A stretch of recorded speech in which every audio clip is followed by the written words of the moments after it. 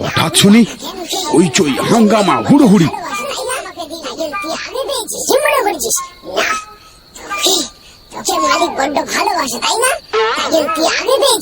আমি কি পাবো না?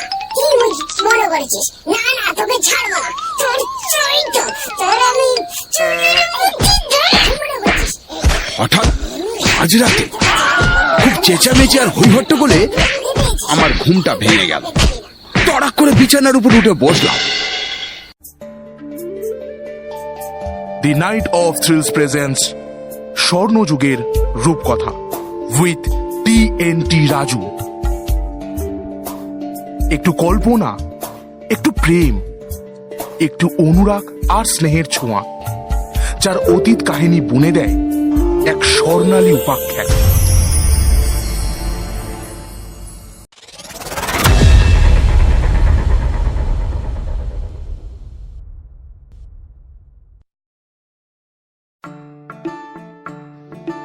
সত্যি মিথ্যে জানি না, বহুদিন আগে এক বাদশাহ ছিলেন। তার মেয়ের বিয়ের বয়স হয়েছে। বহু দেশ থেকে রাজা বাদশাদের ছেলেরা এসেছে তাদের পানিপাট্টি হয়ে, কিন্তু শাহজাদির অত্যন্ত খুঁতখুঁতে স্বভাব, তাই কাউকেই তার পছন্দ হয় না। বাদশা একদিন মেয়েকে ডেকে বললেন, ও আমার চোখের মণি, সমস্ত বাদশাহদের আমি সংবাদ পাঠিয়েছিলাম যে তোমার জন্য বর খুঁজছি। কত সাহসী পুরুষ এলো, কিন্তু তুমি সবাইকে প্রত্যাখ্যান করেছ, এর কারণ কি? মেয়ে বলল, আমি বিয়ে করব তাকেই যে 3টি মিথ্যে কথা বলবে এবং প্রতিটি মিথ্যার মধ্যে 40টা করে আষাঢ়ে গল্প ফাঁদতে পারবে, আর সেই গল্পগুলোকে চমৎকার করে গুছিয়ে বলতে পারবে। বাদশাহ চারিদিকে লোক পাঠালেন এই কথা ঘোষণা করবার জন্য যে 3টি মিথ্যে কথার মধ্যে 40টা করে আষাঢ়ে গল্প ফাঁদতে পারবে, তার সঙ্গেই আমি আমার মেয়ের বিয়ে দেব। চারিদিক থেকে পানিপাট্টিরা আসতে লাগলো আর গল্পও ফাঁদতে লাগলো। বাদশাহ দেশের সমস্ত জ্ঞানী লোককে ডেকে বললেন, শুনুন সমস্ত সভাসদগণ, যদি কেউ 3টে মিথ্যে কথার মধ্যে 40টা করে আষাঢ়ে গল্প বানায় আর তা সমস্ত মিথ্যা, তাহলে আপনারা বলবেন তা মিথ্যা, আর যদি তাতে সত্য কথা থাকে তাহলে বলবেন সত্য। আপনারা আমাকে সবভাবেই সহযোগিতা করবেন। আর যদি সত্য কথাকে আপনারা মিথ্যে কথা বলেন তাহলে আপনাদের মাথা কাটা পড়বে আর আপনাদের ধন সম্পত্তি সব লুট হয়ে যাবে। প্রত্যেক আগন্তুকই তাদের বানানো গল্পগুলি বলতে লাগলো এবং গল্প শেষ হতেই প্রত্যেক বাড়ি বাদশা জ্ঞানী লোকেদের জিজ্ঞাসা করতে লাগলেন, এটা সত্যি না মিথ্যা? তারা বলল, এমন ঘটে থাকে। অনেক রাজা বাদশা আর শাহজাদা এসে ফিরে গেল হতাশ হয়ে। শহরে বাস করত এক গরিব যুবক। একদিন সে পাহাড়ের শুকনো ডাল কুড়োতে গিয়ে শুনল বাদশার লোকেরা ঘোষণা করছে, বিশেষ বিশেষ ঘোষণা, সবাই মন দিয়ে শোনো। বাদশাহ ঘোষণা করেছেন, শাহজাদির বিবাহের জন্যে যে ব্যক্তি 3টে মিথ্যে কথা বলবে এবং সেই মিথ্যে কথার মধ্যে যে 40টি করে আষাঢ়ে গল্প ফাঁদতে পারবে, তার সঙ্গেই শাহজাদির বিয়ে দেওয়া হবে। শোনো শোনো শোনো। এই কথা শোনা মাত্রই ওই গরিব যুবক আনন্দে চিৎকার করে সে বলল, যাক বাবা, বলবার কিছু একটা পাওয়া গেল বটে। এবং সে প্রাসাদের উদ্দেশ্যে রওনা দিল। চলতে চলতে সে প্রাসাদে এসে হাজির হয়ে ভিতরে প্রবেশ করতে যেতেই প্রহরীরা তার উপর ঝাঁপিয়ে পড়ল। তাকে প্রাসাদে ঢুকতে দিল না। এই নোংরা ভিখারি, তুই এখানে কি জন্য এসেছিস? আমার আমার একটা অনুরোধ আছে বাদশাহর কাছে। ভিখারির আবার কি অনুরোধ? যা যা ভাগ, দেরি করিস না। আমি বলতে এসেছি, আমার প্রভুর 200টা ভেড়া আছে, সেগুলোকে বাদশাহকে কর হিসেবে দিয়ে দিতে হবে। সম্মান দেখিয়ে হাত জড়ো করে যুবকটি বলল।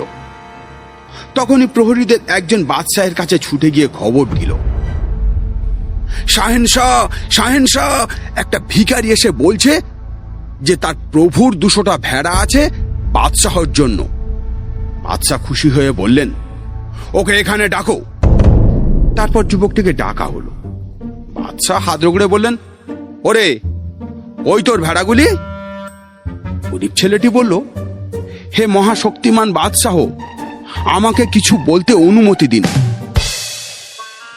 আমি আমার বাবার একমাত্র ছেলে, আমার ভাইয়েরা সবাই মরে গেছে, বেঁচে রইলাম কেবল আমরা 3 জন। আমরা 3 ভাই কেউ কাউকে কখনো দেখিনি, জানিও না। হঠাৎ আমাদের 3 জনের দেখা হয়ে গেল। পরস্পরকে নমস্কার বিনিময় করলাম। দেখা গেল আমাদের একজনের আলখাল্লার গলবন্ধ নেই, অন্যজনের হাতা নেই, আর 3য় জনের আলখাল্লার তলাটাই নেই। অন্ধ অন্ধকে অন্ধকারেও খুঁজে পাবে। আমরা তেমনি খুব ভাব জমিয়ে ফেললাম, একসঙ্গে চলতে লাগলাম। আমরা রাস্তায় পা না ফেলে রাস্তার ধারটাও না ছুঁয়ে দেখি রাস্তায় 3টে পয়সা পড়ে আছে। 2টো একেবারে ঘষা, আর অন্যটার উপরে কোনো ছাপই নেই। আমরা যে পয়সাটার উপর কোনো ছাপ নেই সেটাকে কুড়িয়ে নিয়ে এগিয়ে চললাম। চলতে লাগলাম, রাস্তা দিয়ে অনেকক্ষণ চললাম। চলতে চলতে আমরা পৌঁছলাম একটা উপত্যকায়। দেখি নদীতে পড়ে আছে 3টি পুঁটি মাছ। 2টি পুঁটি মাছের প্রাণ নেই, আর একটা পুরো মৃত। মরা পুঁটি মাছটা নিয়ে আমরা ওই ভাইয়েরা আলখাল্লার প্রান্তে রাখলাম, যার আলখাল্লার প্রান্তটাই নেই। আবারও চলতে লাগলাম। চলতে এসে পৌঁছলাম 3টি বাড়ির সামনে।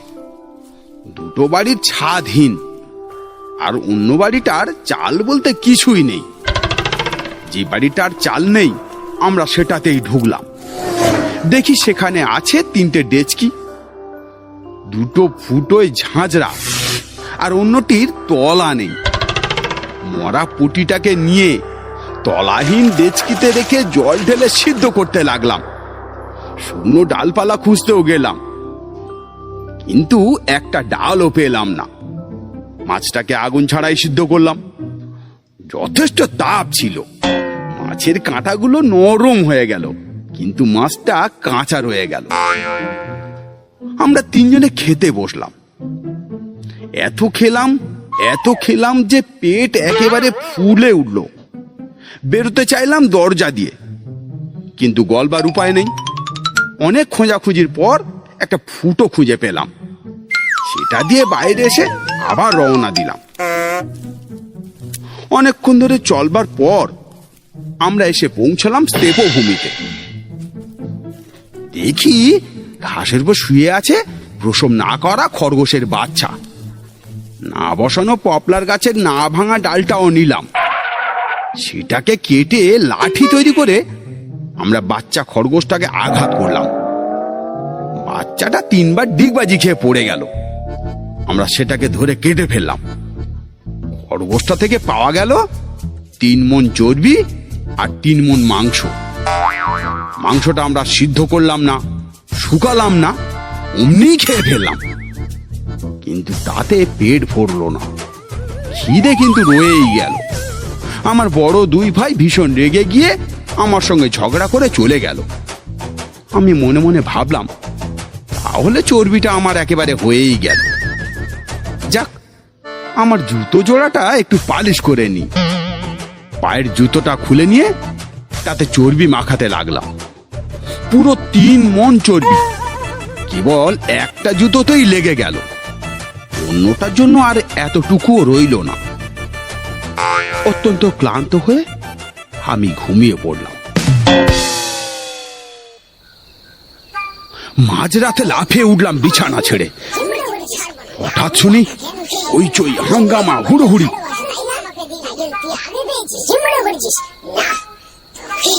তোকে মালিক বড্ড ভালোবাসে, তাই না?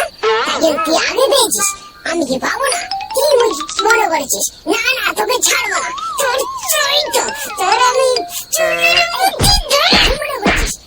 হঠাৎ আজ রাতে খুব চেঁচামেচি আর হইহট্টগোলে আমার ঘুমটা ভেঙে গেল। তড়াক করে বিছানার উপর উঠে বসলাম। খানিকক্ষণ ভেবা চাকার মতো এদিকে ওদিকে তাকাতে লাগলাম। আমার চর্বি মাখানো জুতার সঙ্গে চর্বি না মাখানো জুতোটা মারপিট লাগিয়েছে। দুটো জুতোরই মুখে একটা করে ঘুষি মেরে আবার শুয়ে পড়লাম আমি। মাঝরাতে কাঁপতে কাঁপতে ঘুম ভেঙে দেখি আমার চর্বি মাখানো জুতোটা আমার গায়ে ঢাকা দেওয়া আলখাল্লাটা তুলে নিয়ে চওড়া করে সেটা দিয়ে ভালো করে গা ঢাকা দিয়ে ঘুমোচ্ছে। আর চর্বি না মাখা জুতোটা রেগে গিয়ে চলে গেছে। চর্বি মাখানো জুতোটার ঘুম ভাঙিয়ে পায়ে পরে নিলাম। যে আলখাল্লাটার প্রান্ত ছিল না, তার প্রান্তটা কোমর পর্যন্ত গুটিয়ে নিয়ে বাড়ি ফিরলাম। যখন আমি বাড়ি থেকে বেরোচ্ছিলাম, বাড়িতে ছিল বুড়ি মা আর মোরগ। আর যখন বাড়ি ফিরলাম দেখি বুড়িও নেই, মোরগও নেই। লক্ষ্য করে দেখি দ্বিতীয় জুতোটাও নেই। কি সর্বনাশ! কোথায় আমি এখন এদের খুঁজে পাবো? কি মুশকিল! কোথায় যে খুঁজি না, প্রচন্ড দুঃখ হলো আমার। সেই জন্যই আপনার প্রাসাদে এলাম। ভাবলাম আপনার কাছে নালিশ জানাবো, কিন্তু আপনার প্রহরীরা আমাকে ভেতরে আসতেই দিচ্ছিল না। এই বলে সে চুপ করে কিছুক্ষণ মাথা নিচু করে দাঁড়িয়ে রইল। বাদশাহ তার কথায় বিস্মিত হয়ে জ্ঞানীদের দিকে তাকালেন। জ্ঞানী ব্যক্তিরা উঠে বাদশাহকে কুর্নিশ করে বলল, প্রভু, এই কুকুর বাচ্চাটা যা বলেছে সব মিথ্যা। তেমনি ও বলবে ওর মালিকের ভেড়াগুলোর কথা, যে সেগুলোকে ও হারিয়েছে। বাদশাহ চিৎকার করে বললেন, ভেড়াগুলো কোথায়? বল শিগগির। আমায় বলতে অনুমতি দিন শাহেনশাহ, আমাকে বলতে অনুমতি দিন। যখন আপনার প্রহরীরা আমার ভেতরে ঢুকতে দিল না, তখন আমার ভীষণ মন খারাপ হয়ে গেল। খুঁজতে গেলাম বুড়ি মাকে, মোরগটাকে আর অন্য জুতোটাকে। চলতে চলতে অনেক পথ চলার পর শেষে এসে হাজির হলাম একটা ছোট্ট গ্রামে। সেখানে খুঁজতে খুঁজতে সবাইকে জিজ্ঞেস করে পেলাম আমার মোরগটাকে। সে নাকি জমিদারের জমি চাষ করছে। আনন্দে পরস্পরকে আলিঙ্গনও করলাম। মোরগের 6 মাসের পরিশ্রমের রোজগার হলো একটা চট সেলাই করা সূচ, তাও সেটা আছে জমিদারের কাছে। আমি জমিদারের সঙ্গে ঝগড়াঝাটি করে সূচটা দিয়ে দিতে তাকে বাধ্য করলাম। চল আমার সঙ্গে, বললাম মোরগটাকে। মোরগ বলল, না, আমি 6 মাসের জন্য কাজে লেগেছি। 3 মাস কেটে গেছে, বাকিটা কেটে গেলে মাইনে বুঝে নিয়েই তবে আসব। সূচটা নিয়ে মোরগের কাছ থেকে বিদায় নিই। বাড়ি এসে দেখি বাড়ি নেই, যেন হাওয়ায় মিলিয়ে গেছে। ভীষণ কষ্ট হলো মনে। বুড়ি মা আর জুতোটাকে খুঁজতে চড়লাম। একটা ঢিপিতে উঠে দেখার চেষ্টা করলাম, কিছু দেখা গেল না। একটা টিলার উপরে উঠে দেখতে লাগলাম, সেখান থেকেও কিছু দেখতে পেলাম না। তারপর উপত্যকায় ফিরে এসে মাটিতে সূচটাকে পুঁতে দিলাম। তারপর উঠে দাঁড়ালাম, অমনি দেখতে পেলাম, দেখি বুড়ি মা আমার সিদ্ধরিয়া নদীর তীরে জামা কাপড় কাচছে। ছুঁচটা তুলে নিয়ে চললাম সেদিকে। অনেক পাহাড় পর্বত পেরিয়ে তবে পৌঁছালাম আমার বুড়ি মায়ের কাছে। জানলাম আমাকে হারিয়ে মা অন্য বাড়িতে কাজে লাগে। মাকে বললাম চলো। মা বলল, না, আমার রোজগার করা টাকাটা না নিয়ে আমি যাব না। 3 বছর কাজ করে আমি 3 মাসের মাইনে পাবো। তুই যা, আমার আর 3 মাস বাকি আছে, তারপর আমি নিজেই আসব। আমি প্রান্তহীন প্রান্তটা গুটিয়ে নিলাম, কপালে আঘাত করে ফিরেও চললাম। খানিক দূর গিয়ে দেখি নদীতে বন্যা হয়ে সেতুটা ভাসিয়ে নিয়ে গেছে। দারুণ গরমের দিন, তেষ্টায় বুকের ছাতি শুকিয়ে যায়। জল খাবো কি করে? নদী যে একেবারে জমে গেছে। বরফ ভাঙতে চাইলাম, পাথুরে মাটিতে একটা পাথরের টুকরোও পেলাম না। তাই বরফটা ভাঙতে হলো আমার এই কপাল ঠুকে। তারপর বরফের ছিদ্রে মুখ লাগিয়ে প্রাণ ভরে জল খেলাম। তারপর আবার রওনা দিলাম। যেতে যেতে হঠাৎ মনে পড়লো সূচটার কথা। ফিরে এলাম নদীর তীরে, দেখি নেই আমার সূচটাও।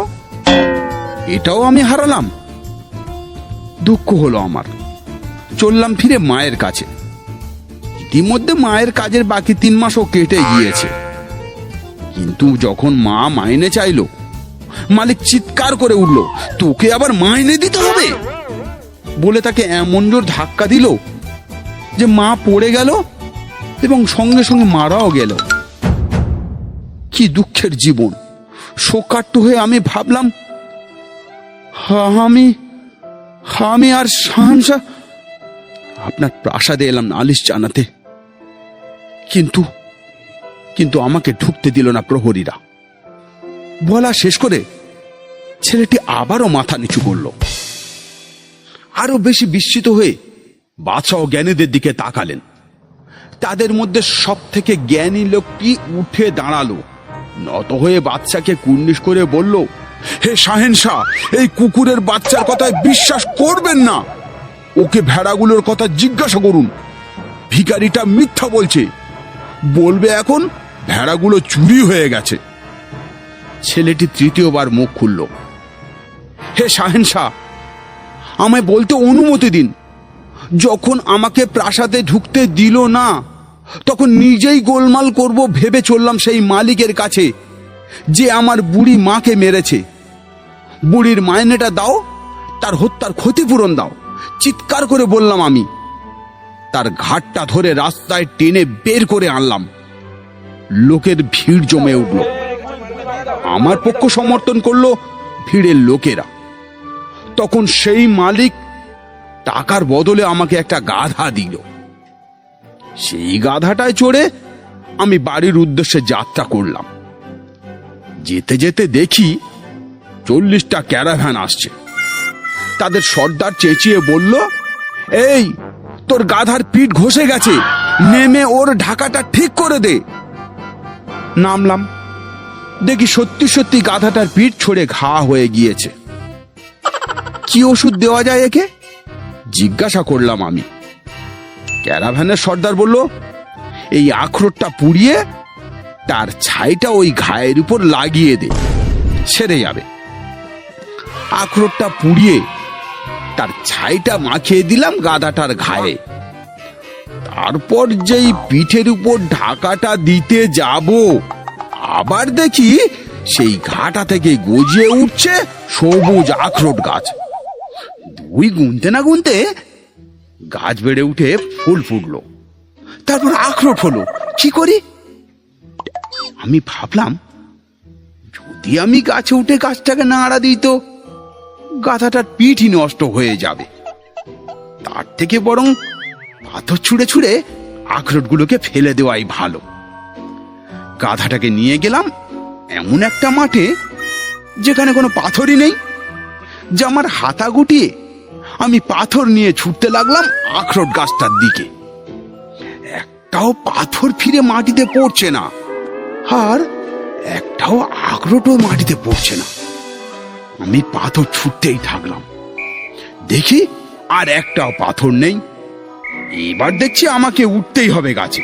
আমি ঠিক করলাম।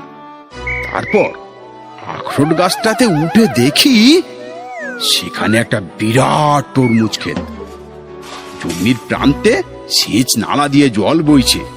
এখানে তরমুজ গাছ বসালে বেশ হয় ভাবলাম আমি, আর পুঁতেও দিলাম তরমুজের বীজ। তরমুজও হলো তেমনি, 2 হাতে বেড় দিয়ে ধরা যায় না। নালার ধারে বসে যেই না ছুরির ডগা ছুঁয়েছে তরমুজে, অমনি তরমুজটা ফেটে গেল আর ছুরিটা তার ভিতরে গিয়ে পড়ল। আমি নিচু হয়ে ছুরিটাকে তুলতে গিয়ে আমি নিজেও তার ভিতরে পড়ে গেলাম। কি আশ্চর্য! আমি ঘুরে ঘুরে ছুরিটাকে খুঁজছি, দেখতে পেলাম একটা লোক আসছে। ও ভাই, ও ভাই, শুনতে পাচ্ছ? হ্যাঁ হ্যাঁ, আপনাকেই বলছি। জিজ্ঞাসা করলাম, আচ্ছা এখানে রাস্তায় কোনো ছুরি পড়ে থাকতে দেখেছো? আপনি কেবল একটা ছুরি খুঁজছেন দাদা? আমার 40টা ক্যারাভ্যান ছিল, আর প্রত্যেকটাতে 40টা করে উট। সবাই যে কোথায় হারিয়ে গেল কাউকেই খুঁজে পাচ্ছি না। হে বাদশা, আমি আপনার কাছে এসেছি এই দুর্ঘটনার কথা জানাতে। বলা শেষ করে সে আবারও মাথা নিচু করল। বাদশা চিন্তায় ডুবে গেলেন। জ্ঞানীদের একজন উঠে কুর্নিশ করে বলল, শাহেনশাহ, এই কুত্তির বাচ্চাটাকে কোষাগার থেকে কয়েকটা মুদ্রা দিয়ে এখনই বিদায় করে দিন। শাহজাদি এতক্ষণ ধরে দরজার আড়ালে দাঁড়িয়ে সমস্ত ঘটনাই শুনছিল। সে ছুটে গিয়ে বাবার কাছে এসে বলল, বাবা, বাবা, আমার 3টি শর্ত এই যুবকটি পূরণ করেছে। হোক ও গরিব, আমি ওকেই বিয়ে করব বাবা।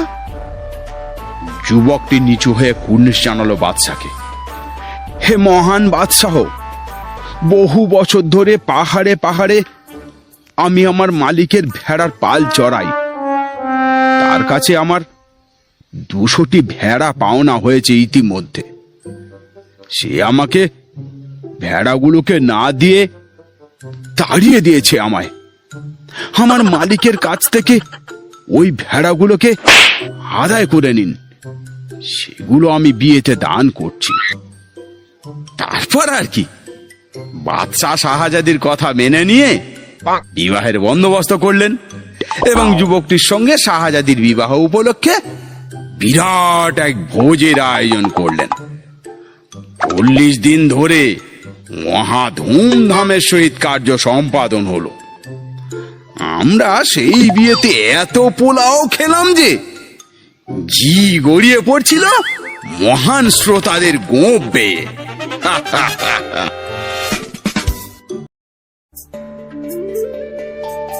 দি নাইট অফ থ্রিলস প্রেজেন্টস স্বর্ণযুগের রূপকথা উইথ TNT রাজু।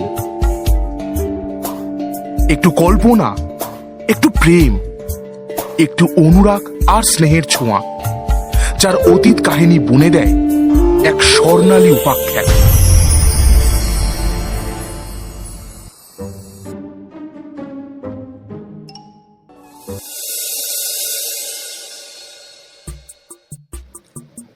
এক ছিল রাজা।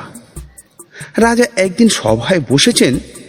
চারিদিকে তার পাত্র, মিত্র, আমির, ওমরা, সিপাই, শাস্ত্রী গিজগিজ করছে। এমন সময় কোথা থেকে একটা দাঁড় কাক উড়ে এসে সিংহাসনের ডান দিকে উঁচু থামের উপর বসে ঘাড় নিচু করে চারিদিক তাকিয়ে অত্যন্ত গভীর গলায় বলল, কথা নেই, বার্তা নেই, হঠাৎ এইরকম গভীর শব্দ। সভা শুধু সকলের চোখ একসঙ্গে হাঁ করে রইল। মন্ত্রী একতাড়া কাগজ নিয়ে কি যেন বোঝাতে যাচ্ছিলেন। হঠাৎ বক্তৃতার খেই হারিয়ে তিনি বোকার মতো তাকিয়ে রইলেন। দরজার কাছে একটা ছেলে বসেছিল। সে হঠাৎ ভ্যাঁ করে কেঁদে উঠল। যে লোকটা চামড় দোলাচ্ছিল, চামড়টা তার হাত থেকে ঠাঁই করে রাজার মাথার উপর পড়ে গেল। রাজা মশাইয়ের চোখে ঘুম ঢুলে এসেছিল। তিনি হঠাৎ জেগে উঠে বললেন, জল্লাদ ডাকো। বলতে বলতেই জল্লাদ এসে হাজির। রাজামশাই বললেন, মাথা কেটে ফেলো। সর্বনাশ, কার মাথা কাটতে বললে? সকলে ভয়ে ভয়ে নিজের নিজের মাথায় হাত বুলাতে লাগলো।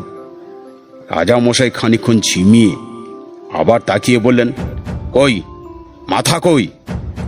জল্লাদ বেচারা হাত জড়ো করে বলল, হ্যাঁ আগে মহারাজ, কার মাথা?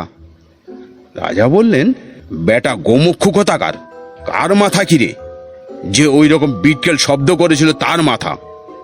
শুনে সভা শুদ্ধ সকলে হাঁপ ছেড়ে এমন ভয়ানক নিঃশ্বাস ফেললে যে কাকটা হঠাৎ ধড়পড় করে সেখান থেকে উড়ে পালালো। তখন মন্ত্রীমশাই রাজাকে বুঝিয়ে বললেন যে ওই কাকটাই ওই রকম আওয়াজ করেছিল। তখন রাজামশাই বললেন, ডাকো পণ্ডিত সভার যত পণ্ডিত সবাইকে ডাকো। হুকুম হওয়ার মাত্রই 5 মিনিটের মধ্যে রাজ্যের যত পণ্ডিত সব সভায় এসে হাজির হলেন। তখন রাজামশাই পণ্ডিতদের জিজ্ঞেস করলেন, এই যে একটা কাক এসে আমার সভার মধ্যে আওয়াজ করে গোল বাঁধিয়ে গেল, এর কারণ কিছু তোমরা বলতে পারো? কাক আওয়াজ করলো, তার আবার কারণ কি? পণ্ডিতরা সকলে মুখ চাওয়াচাই করতে লাগলেন। একজন ছোকরা মতো পণ্ডিত খানিকক্ষণ কাঁচুমাচু করে জবাব দিল, আগে বোধ হয় তার খিদে পেয়েছিল। এই তোমার যেমন বুদ্ধি, খিদে পেয়েছিল তা সবার মধ্যে আসতে যাবে কেন? এখানে কি মুড়ি মুড়কি বিক্রি হয়? মন্ত্রী, ওকে বিদায় করে দাও। সকলে মহা তন্নি করে বললে, হ্যাঁ হ্যাঁ, ঠিক ঠিক, ওকে বিদায় করুন। আর একজন পণ্ডিত বললেন, মহারাজ, কার্য থাকলে তার কারণ আছে। বৃষ্টি হলেই বুঝবেন মেঘ আছে, আলো দেখলেই বুঝবে প্রদীপ আছে। সুতরাং বায়সপক্ষীর কণ্ঠ নির্গত এই অপরূপ ধ্বনির রূপকার্যের নিশ্চয়ই কোনো কারণ থাকবে। এতে আশ্চর্যের কি আছে? আশ্চর্য এই যে তোমার মতো মোটা বুদ্ধি লোকেও এই রকম আবল তাবল বকে মোটা মোটা মাইনে পাও। মন্ত্রী, আজ থেকে এর মাইনে বন্ধ করে দাও। অমনি সকলে হাঁ হাঁ করে উঠলেন, মাইনে বন্ধ করো। 2 পণ্ডিতের এইরকম দুর্দশা দেখে সবাই কেমন ঘাবড়ে গেল। মিনিটের পর মিনিট যায়, কেউ আর কথা কয় না। তখন রাজামশাই দস্তুর মতন খেপে গেলেন। তিনি হুকুম দিলেন, এর জবাব না পাওয়া পর্যন্ত কেউ যেন সভা ছেড়ে না ওঠে। রাজার হুকুম। সকলে আড়ষ্ট হয়ে বসে রইল। ভাবতে ভাবতে কেউ কেউ ঘেমে ঝোল হয়ে উঠল, চুলকিয়ে কারো কারো মাথায় প্রকাণ্ড টাকও পড়ে গেল। বসে বসে সকলের খিদে বাড়তে লাগলো। রাজামশাইয়ের খিদেও নেই, বিশ্রামও নেই। তিনি বসে বসে ঝিমোতে লাগলেন। সকলে যখন হতাশ হয়ে এসেছে আর মনে মনে পণ্ডিতদের মূর্খ অপদার্থ নিষ্কর্ম বলে গাল দিচ্ছে, এমন সময়ে রোগা শুটকু মতো একটা লোক হঠাৎ বিকট চিৎকার করে সভার মাঝখানে পড়ে গেল। রাজা, মন্ত্রী, পাত্র, মিত্র, উজির, নাজির সবাই ব্যস্ত হয়ে বললেন, কি হলো, কি হলো? তখন অনেকে জলের ছিটা, পাখার বাতাস আর বলা করার পর লোকটা কাঁপতে কাঁপতে উঠে বলল, মহারাজ, আচ্ছা সেটা কি দাঁড় কাক ছিল? সকলে বলল, হ্যাঁ হ্যাঁ, এই কেন বলো তো দেখি? লোকটা আবার বলল, মহারাজ, সে কি মাথার উপর অর্থাৎ দক্ষিণ দিকে মুখ করে বসেছিল আর মাথা নিচু করে চোখ পাকিয়ে পাকিয়ে ক ক করে শব্দ করছিল? সকলে ভয়ানক ব্যস্ত হয়ে বললে, হ্যাঁ হ্যাঁ, ঠিক ওই রকম হয়েছিল। তাই শুনে লোকটা আবার ফেউ ফেউ করে কাঁদতে লাগলো আর বলতে লাগলো, হায় হায়, আর সেই সময় আমায় কেউ খবর দিলে না কেন? রাজা বললেন, তাই তো, একে তোমরা তখন খবর দাওনি কেন? লোকটাকে কেউ চেনে না, তবু সে কথা বলতে কেউ সাহসই পেল না। সবাই বললে, হ্যাঁ হ্যাঁ, ওকে একটা খবর দেওয়া উচিত ছিল। যদিও কেন তাকে খবর দেবে আর কি খবর বা দেবে, এ কথা কেউ বুঝতে পারল না। লোকটা খুব খানিকটা কেঁদে কেটে তারপর মুখ বিকৃতি করে বললেন, দীর্ঘাংচু, দীর্ঘাংচু। সে আবার কি? সবাই ভাবল লোকটা নিশ্চয়ই খেপে গেছে। মন্ত্রী বললেন, ওহে মশাই, ওই দীঘাংচু কি? লোকটা বলল, দীঘাংচু নয়, দীঘাংচু নয়, দীর্ঘাংচু। কেউ কিছু বুঝতে পারল না, তবু সবাই মাথা নেড়ে বলল, ও। তখন রাজামশাই জিজ্ঞাসা করলেন, সে কি রকম হে? লোকটি বলল, হাঁকে, আমি মূর্খ মানুষ, আমি কি অত খবর রাখি? ছেলেবেলা থেকে দীর্ঘাংচু শুনে আসছি, তাই জানি দীর্ঘাংচু যখন রাজার সামনে আসে তখন তাকে দেখতে দেখায় দাঁড় কাকের মতো। আর সে যখন সবাই ঢোকে তখন সিংহাসনের ডান দিকে থামের উপরে বসে মাথা নিচু করে দক্ষিণ দিয়ে মুখ করে চোখ পাকিয়ে বলে ক ক করে শব্দ করে। আমি তো আর কিছু জানি না, তবে পণ্ডিতেরা যদি জানেন। পণ্ডিতেরা তাড়াতাড়ি ব্যস্ত হয়ে বললেন, না না, ওর সম্বন্ধে আর কিছু জানা যায়নি। রাজা বললেন, তোমায় খবর দেয়নি বলে কাঁদছিলে, তুমি থাকলে করতে কি? লোকটা বলল, মহারাজ, সে কথা বললে লোকে যদি বিশ্বাস না করে তাই বলতে সাহস হয় না যে। রাজা বললেন, যে বিশ্বাস করবে না তার মাথা কাটা যাবে, তুমি নির্ভয়ে বলে ফেলো। সভাশুদ্ধ লোক তাতে হাঁ হাঁ করে সায় দিল। লোকটা তখন বলল, আমি একটা মন্ত্র জানি।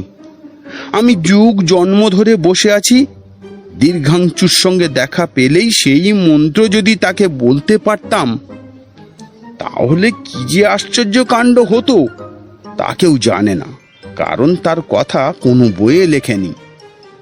হায় রে হায়, এমন সুযোগ আর কি পাবো? রাজা বললেন, মন্ত্রটা আমায় বলো তো। লোকটা বলল, সর্বনাশ, সেই মন্ত্র দীর্ঘাংশুর সামনে ছাড়া কারুর কাছে উচ্চারণ করতে নেই। আমি একটা কাগজে লিখে দিচ্ছি, আপনি 2 দিন উপোস করে 3 দিনের দিন সকালে উঠে সেটা পড়ে দেখবেন। আপনার সামনে দাঁড় কাক দেখলে তাকে আপনি মন্ত্র শোনাতে পারেন, কিন্তু খবরদার আর কেউ যেন না তা শোনে, কারণ দাঁড় কাক যদি দীর্ঘাংশু না হয় আর তাকে মন্ত্র বলতে গিয়ে অন্য লোকে শুনে ফেলে তাহলেই তো সর্বনাশ। তখন সভা ভঙ্গ হলো। সভার সকলে এতক্ষণ হাঁ করে শুনছিল, তারা হাঁপ ছেড়ে বাঁচল। সকলে দীর্ঘাংশুর কথা, মন্ত্রের কথা আর আশ্চর্য ফল পাওয়ার কথা বলা বলি করতে করতে বাড়িও চলে গেল। তারপর রাজামশাই 2 দিন উপোস করে 3 দিনের দিন সকালবেলা সেই লোকটার লেখা কাগজখানা খুলে পড়লেন। তাতে লেখা আছে, হলদে সবুজ ওরাং ওটাং, ইট পাটকেল চিৎপটাং, মুশকিল আসান উড়ে মালি, ধর্মতলা কর্মখালি। হলদে সবুজ ওরাং ওটাং, ইট পাটকেল চিৎপটাং, মুশকিল আসান উড়ে মালি, ধর্মতলা কর্মখালি। হলদে সবুজ ওরাং ওটাং, ইট পাটকেল চিৎপটাং, মুশকিল আসান উড়ে মালি, ধর্মতলা কর্মখালি। রাজা মশাই গম্ভীরভাবে এটা মুখস্থ করে নিলেন। তারপর তিনি দাঁড় কাককে দেখলেই লোকজন সব দাঁড়িয়ে তাকে মন্ত্র শোনাতেন আর চেয়ে দেখতেন কোনো রকম আশ্চর্য কিছু হয় কি না। কিন্তু আজ পর্যন্ত তিনি দীর্ঘাংশুর কোনো খবর বা সন্ধান পাননি।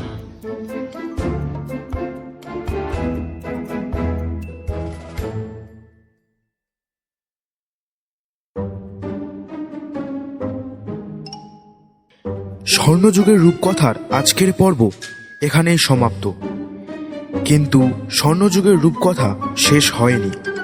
শেষ